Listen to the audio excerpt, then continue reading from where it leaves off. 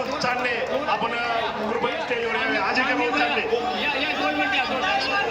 आज महाराष्ट्राचं नाक या देशामध्ये सर्वसामान्याला या लातूरकरांनी एक इतिहास घडून दाखवला आणि लातूरकरांनी कधी देवाचा परिणाम फुकून दिला नाही.